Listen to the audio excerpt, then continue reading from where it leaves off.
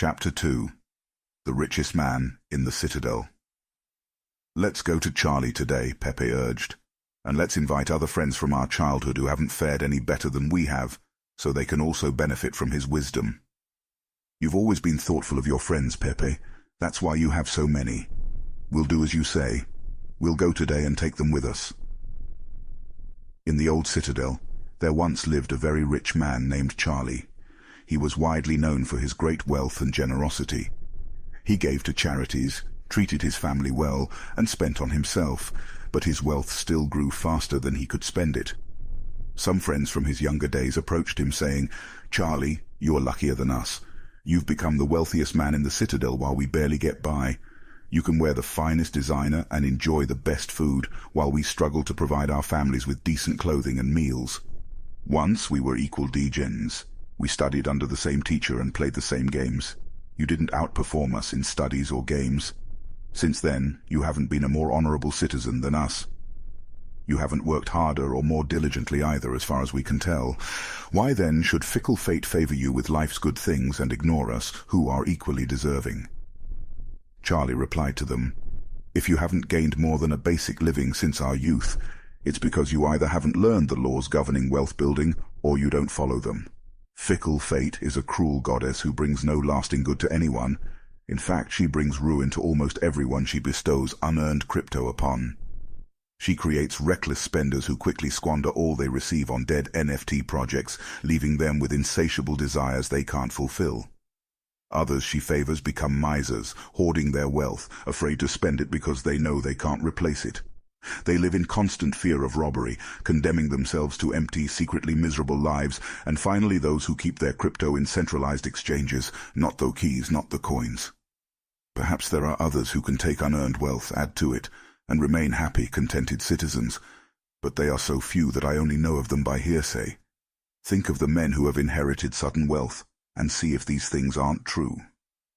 His friends admitted that for the men they knew who had inherited wealth, these words were accurate. They asked him to explain how he had acquired so much prosperity, so he continued, "In my youth I looked around and saw all the good things that could bring happiness and contentment. I realized that crypto magnified the impact of all these things. Crypto is power.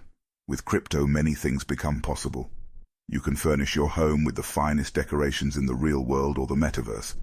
You can jet set across distant seas. You can indulge in delicacies from faraway lands. You can purchase Rollies and Cartiers. You can even build grand temples for the gods. You can do all these things and many others that bring pleasure to the senses and satisfaction to the soul. When I realized this, I decided that I would claim my share of life's good things. I wouldn't be one of those who stand afar, enviously watching others enjoy themselves. I wouldn't be content with the cheapest clothes that looked presentable. I wouldn't settle for the life of a poor man who only stores dirty fiat. Instead, I would make myself the hottest déjeuner in the West. Being, as you know, the son of a humble merchant, one of a large family with no hope of inheritance and not being gifted, as you've honestly said, with exceptional abilities or wisdom, I decided that time and study would be required to achieve my goals. In terms of time, all men have an abundance of it. Each of you has let enough time slip by to have made yourselves wealthy, yet you admit you have nothing to show for it except your wonderful families, which you can be rightfully proud of. As for study, didn't our wise teacher teach us that learning comes in two forms, one being the things we learn and know, and the other being the training that teaches us how to discover what we don't know? So I decided to find out how to accumulate wealth, and once I had found out, I made it my task and did it well. After all, isn't it wise for us to enjoy life while we're in the brightness of the sunshine? We'll have enough sorrows when we depart for the darkness of the spirit world. I found a job as a coder, and I worked long hours each day on the computer. Week after week, month after month I worked, but I had nothing to show for my earnings. Food, clothing, clubbing, and other things I couldn't remember consumed all my income, but my determination didn't waver. When I realized this, I decided that I would claim my share of life's good things. I wouldn't be one of those who stand afar, enviously watching others enjoy themselves. I wouldn't be content with the cheapest clothes that looked presentable. I wouldn't settle for the life of a poor man who only stores dirty fiat. Instead, I would make myself the hottest degen in the West. Being, as you know, the son of a humble merchant, one of a large family with no hope of inheritance, and not being gifted, as you've honestly said, with exceptional abilities or wisdom, I decided that time and study would be required to achieve my goals. In terms of time, all men have an abundance of it. Each of you has let enough time slip by to have made yourselves wealthy. Yet you admit you have nothing to show for it except your wonderful families, which you can be rightfully proud of. As for study, didn't our wise teacher teach us that learning comes in two forms, one being the things we learn and know, and the other being the training that teaches us how to discover what we don't know? So I decided to find out how to accumulate wealth, and once I had found out, I made it my task and did it well. After all, isn't it wise for us to enjoy life while we're in the brightness of the sunshine? We'll have enough sorrows when we depart for the darkness of the spirit world. I found a job as a coder, and I worked long hours each day on the computer. Week after week, month after month, I worked, but I had nothing to show for my earnings. Food, clothing, clubbing, and other things I couldn't remember consumed all my income, but my determination didn't waver. One day, Satoshi the moneylender came to the city master's house and ordered a coded page of the 9th law. He said to me, "I need this in 2 days. If you finish the task by then, I'll give you 2 ether." I worked hard, but the project was long, and when Satoshi returned, the task was still incomplete. He was angry, and if I had been his slave, he would have beaten me. But knowing the city master wouldn't allow him to hurt me, I wasn't afraid. I said to him, "Satoshi, you're a very wealthy man. Tell me how I can become rich too, and I'll work all night, and by sunrise it'll be done." He smiled at me and replied, "You're a bold young degen, but we'll call it a deal." I worked all night, even though my back hurt. I smelt bad, also had a headache, making it hard to see. But when he returned at sunrise, the coding was complete. "Now," I said, "tell me what you promised." "You've kept your end of the bargain, my son," he told me kindly, "and I'm ready to keep mine. I'll tell you what you want to know because I'm getting old, and an old person loves to talk. When a young person comes to an older one for advice, they receive the wisdom of years. But too often young people think that older people only know the wisdom of days gone by and don't benefit from it. Remember this: the sun that shines today is the same sun that shone when your father was born and will still be shining when your last grandchild passes into the darkness. The thoughts of young people," he continued, "are like bright lights that shine like the meteors that often light up the sky. But the wisdom of older people is like the fixed stars that shine so consistently that sailors can rely on them to navigate their course. Listen carefully to my words, for if you don't, you'll fail to understand the truth I'm telling you, and you'll think your night's work was for nothing." Then he looked at me sharply from under his bushy eyebrows and said in a quiet, powerful voice, "I found the road to wealth when I decided that a part of all I earned was mine to keep, and so will you." He continued to stare at me, his gaze piercing, but he said nothing more. "Bruh, is that all?" I asked. "That was enough to change the heart of a sheepherder into the heart of a moneylender," he replied. "But isn't all I earn mine to keep?" I demanded. "Far from it," he replied. "Don't you pay the clothes maker? Don't you pay the sneaker maker? Don't you pay for the things you eat? Can you live in the Citadel without spending? What do you have to show for your earnings from the past month? What about the past year? Fool, you pay everyone but yourself. Young degen, you work for others. You might as well be a slave and work for what your master gives you to eat and wear. If you kept for yourself 1/10 of all you earn, how much would you have in 10 years? My knowledge of numbers didn't fail me, and I answered, "As much as I earn in 1 year." "You're only half right," he retorted. "Every crypto coin you save is a servant to work for you. Every coin you yield from earns is its child, which can also work for you. If you want to become wealthy, what you save must earn, and its children must earn, so they all can help give you the abundance you desire." "You might think I'm cheating you for your long night's work," he continued, "but I'm paying you 1,000 times over, if you're smart enough to grasp the truth I'm offering you. A part of all you earn is yours to keep. It shouldn't be less than 1/10, no matter how little you earn. It can be as much more as you can afford. Pay yourself first. Don't buy from the clothes maker and the sneaker maker more than you can afford from what's left after saving, while still having enough for food, charity, and offerings to the gods. Wealth, like a tree, grows from a tiny seed. The first crypto you hodl is the seed from which your tree of wealth will grow. The sooner you plant that seed, the sooner the tree will grow." So saying, he took his tablets and went away. I thought a lot about what he had told me, and it seemed reasonable, so I decided to give it a try. Each time I got paid, I took 10% out of each pay and hid it away. Strangely enough, I didn't find myself short of money as before. I noticed little difference, as I managed to get by without it. But often I was tempted, as my savings grew, to spend it on some of the good things the merchants displayed, including Louis V and German whips from the land of the Europeans. But I wisely held back. A year after Satoshi had left, he returned and asked me, "Son, have you paid yourself no less than 1/10 of all you've earned for the past year?" I proudly answered, "Yes, master, I have." "That's good," he replied, smiling at me. "And what have you done with it?" I gave it to Sam, the self-proclaimed entrepreneur, who told me he was traveling overseas and would store my crypto on his exchange. "When he returns, we'll sell them at higher price." "Every fool must learn," he grumbled. "But why trust an entrepreneur who holds your keys? Would you ask a baker about the stars? No, you would go to an astrologer if you had the sense to think. Your savings are gone, young man. You've uprooted your crypto tree. But plant another one. Try again.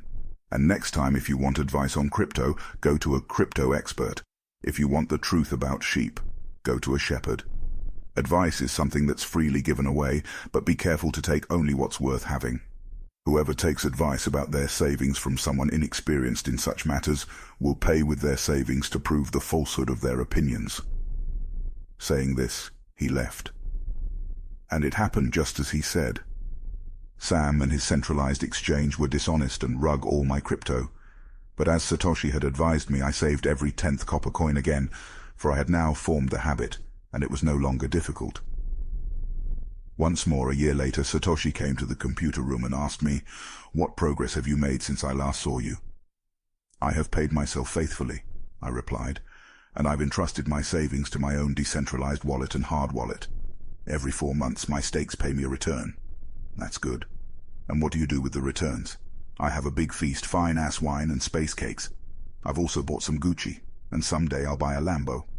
At this, Satoshi laughed. "You're eating the children of your savings. How do you expect them to work for you? And how can they have children who'll also work for you? First, get an army of crypto coins and stakes, and then you can enjoy many rich banquets without regret." So saying, he went away again.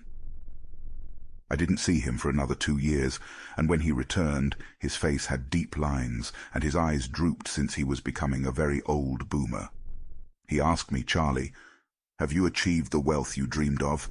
I answered, "Not all that I desire, but I have some, and it earns more, and its earnings earn more." "Do you still take advice from centralized exchanges?" "No, I am cautions," I retorted. "Charlie," he continued, "you've learned your lessons well. You first learned to live on less than you could earn. Next, you learned to seek advice from those competent through their own experiences to give it. And lastly, you've learned to make money work for you. You've taught yourself how to acquire crypto, how to keep it, and how to use it. Therefore, you're competent for a responsible position. I'm becoming an old man. My sons only think of spending money and getting hoes and don't think about earning. My interests are vast, and it's too much for me to manage. If you go to Tokyo and look after my lands there, I'll make you my partner, and you'll share in my estate." So I went to Tokyo and took charge of his extensive holdings. Filled with ambition and having mastered the 3 laws of successfully handling wealth, I greatly increased the value of his properties. I prospered, and when Satoshi's spirit departed for the world of darkness, I shared in his estate, as he had arranged under the law. So spoke Charlie, and when he finished his story, one of his friends said, "You were indeed fortunate that Satoshi made you an heir." Fortunate only because I had the desire to prosper before I met him. For 4 years, didn't I prove my determination by saving 1/10 of all I earned? Opportunity is a proud goddess who doesn't waste time on the unprepared. "You had strong willpower to keep going after being rugged. You're unusual in that way," said another friend. "Willpower," replied Charlie. "What nonsense. Do you think willpower gives a man strength to lift a burden a camel cannot carry? Willpower is just the unwavering determination to complete a task you set for yourself." Then another friend spoke up and said, "If what you say is true, and it does seem reasonable, then being so simple, if everyone did it, there wouldn't be enough wealth to go around." "Crypto grows wherever people put in effort," Charlie replied. "If a rich man builds a new palace, is the crypto he pays gone? No, the brickmaker, laborer, and artist all get a share. Everyone who works on the house gets a part of it. Yet when the palace is completed, isn't it worth all it cost? And isn't the land it stands on worth more because it's there? And isn't the nearby land worth more because of its proximity? Wealth grows in magical ways. No one can predict its limits. "What then do you recommend for us to become rich?" asked another friend. "The years have passed and we're no longer young and we haven't saved anything." "I suggest you take Satoshi's wisdom and tell yourselves, 'A part of all I earn is mine to keep.' Say it in the morning when you wake up. Say it at noon. Say it at night. Say it every hour of every day. Repeat it until the words stand out like fiery letters in the sky. Convince yourself of this idea. Fill your mind with this thought. Then take whatever portion seems wise, not less than 1/10, and set it aside. Adjust your other expenses if necessary, but save that portion first. Soon you'll realize how rewarding it is to have a treasure that's yours alone. Then learn to make your bag work for you. Make it your servant. Make its children and their children work for you. Ensure an income for your future. Look at the elderly, and remember that one day you'll be among them. So invest your crypto cautiously to avoid loss. High rates of return are deceptive sirens that only lure the unwary onto the rocks of rugs and regret. Also, provide for your family in case the gods call you to their realms. It's always possible to make provisions with small, regular payments. Consultations with wise people. Seek advice from those who handle money daily. Let them save you from mistakes like the one I made when I trusted my money to centralized exchanges. A small, safe return is far more desirable than risk. Enjoy life while you're here. Don't overextend or try to save too much. If 1/10 of all you earn is the most you can comfortably save, be content with that." His friends thanked him and left. Some were silent because they lacked imagination and couldn't understand. Some plebs were sarcastic, thinking that someone so wealthy should share with less fortunate old friends. But some had a new light in their eyes. They realized that Satoshi kept coming back to the room because he was watching a man work his way from darkness into light. When that man found the light, a place awaited him. Nobody could fill that place until they had worked out their own understanding and were ready for opportunity. These were the ones who, in the years that followed, often returned to visit Charlie. He welcomed them warmly. He consulted with them and generously shared his wisdom, as experienced people are always happy to do. He also helped them invest their crypto so that it would earn good interest safely and wouldn't be lost or caught up in unproductive rug pulls. The turning point in these men's lives came on the day they realized the truth passed from Satoshi to Charlie and from Charlie to them. A part of all you earn is yours to keep.